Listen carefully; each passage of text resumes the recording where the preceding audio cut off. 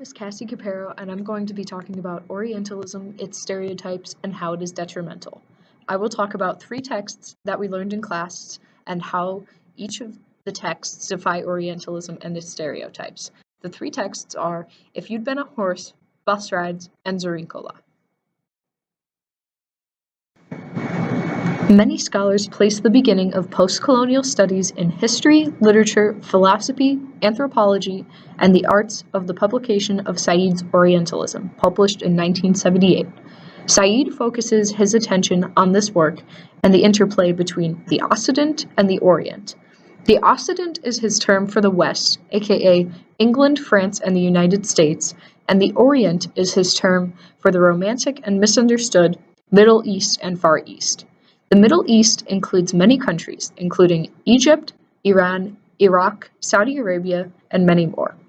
According to Said, the West has created a dichotomy between the reality of the East and the romantic notion of the Orient. The Middle East and Asia are viewed with prejudice and racism. They are backward and unaware of their own history and culture. To fill this void, the West has created a culture, history, and future promise for them. On this framework rests not only the study of the Orient, but also the political imperialism of Europe in the East. Orientalism is a stereotypical way of seeing individuals from the Middle East. Some of these stereotypes include the fact that the Middle East is violent, over-sexualized culture, and a patriarchal society. Edward Said is kind of the pioneer of Orientalism, so I'm going to share with you a quote that I found on the Arab American National Museum's website. Unlike the Americans, the French and British, less so, the Germans, Russians, Spanish, Portuguese, Italians, and Swiss have had a long tradition of what I shall be calling Orientalism, a way of coming to terms with the Orient that is based on the Orient's special place in European Western experience. The Orient is not only adjacent to Europe, it is also the place of Europe's greatest and richest and oldest colonies, the source of its civilizations and languages, its cultural contestant, and one of the deepest and most recurring images of the other. In addition, the Orient has helped define Europe, or the West, as its contrasting image, idea, personality, experience. Yet none of this Orient is merely imaginative. The Orient is an integral part of European material civilization and culture. Orientalism expresses and represents that part culturally and even ideologically as a mode of discourse with supporting institutions, vocabulary, scholarship, imagery, doctrines, even colonial bureaucracies and colonial styles. So Orientalism has a lot of detrimental implications, and to start off, I asked a few of my friends who aren't in this class what they thought of when they thought about the Middle East. Some of these included the hijab and terrorism. Now, Orientalism is a way of seeing that imagines, emphasizes, and exaggerates, and distorts differences of Arab people and cultures as compared to that of Europe and the United States.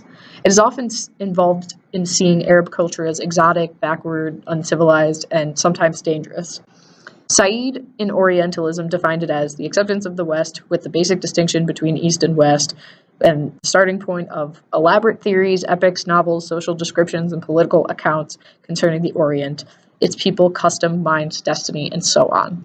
So some of these biggest stereotypes of the Middle East are that women are powerless and only used for men's pleasure, and that the Middle East is uncivilized in comparison to the US. I feel like this is why so many people have this thought that terrorism is associated with the Middle East because of Orientalism and its implications. Although almost all of the texts that we read in class defy Orientalism stereotypes, the 3 stories that I chose to elaborate on are If You'd Been a Horse by Ghassan Kanafani, Bus Rides by Laila Lalami, and Zorinkola by Shahrukh Parsipur. All 3 of these stories will be elaborated on in the next few slides, but it is important to note that all of them do break the stereotypes that Orientalism includes. The first line in the story, If You'd Been a Horse by Ghassan Kanafani, is If you were a horse, I would put a bullet through your brain. I think that this just illustrates the stereotype of Orientalism imposes on the Middle East. Shows that they're uncivilized. It shows that they're barbaric. So the father actually doesn't want to kill his son. He's afraid of his son because of the birthmark that his son has on his body. There's a story where the birthmark has a curse. I'm not going to get into that, but basically, the father's afraid of the son because his wife died in childbirth having the son. So this kind of breaks the stereotype of Orientalism because he's not being barbaric. He's just really afraid of his son. He loves his son very much. In addition, the son is very successful, which is further breaking the stereotype that Middle Eastern people are barbaric and are uneducated and uncivilized.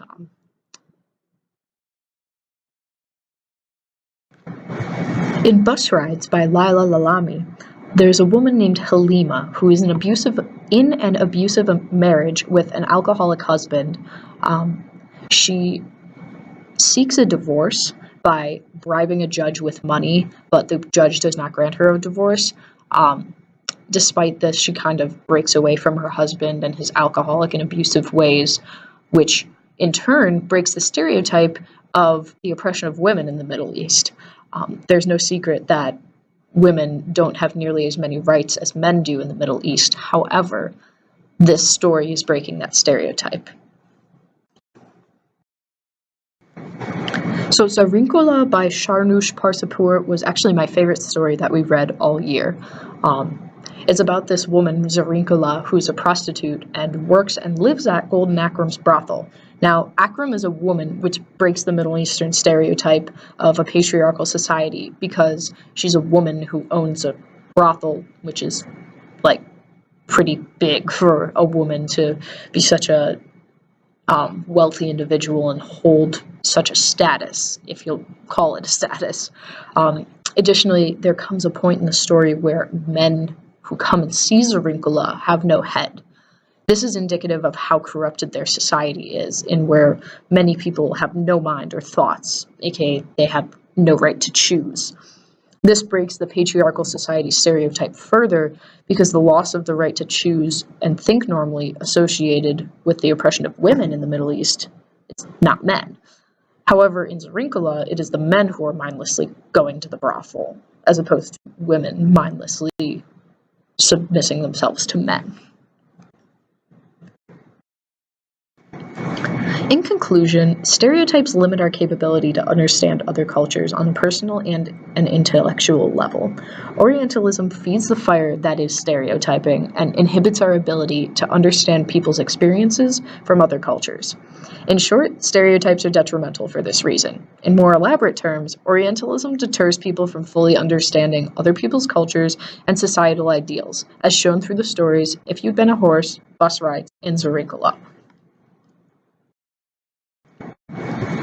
Here's the works cited page for all the sources that I used throughout this project. I hope you enjoyed it.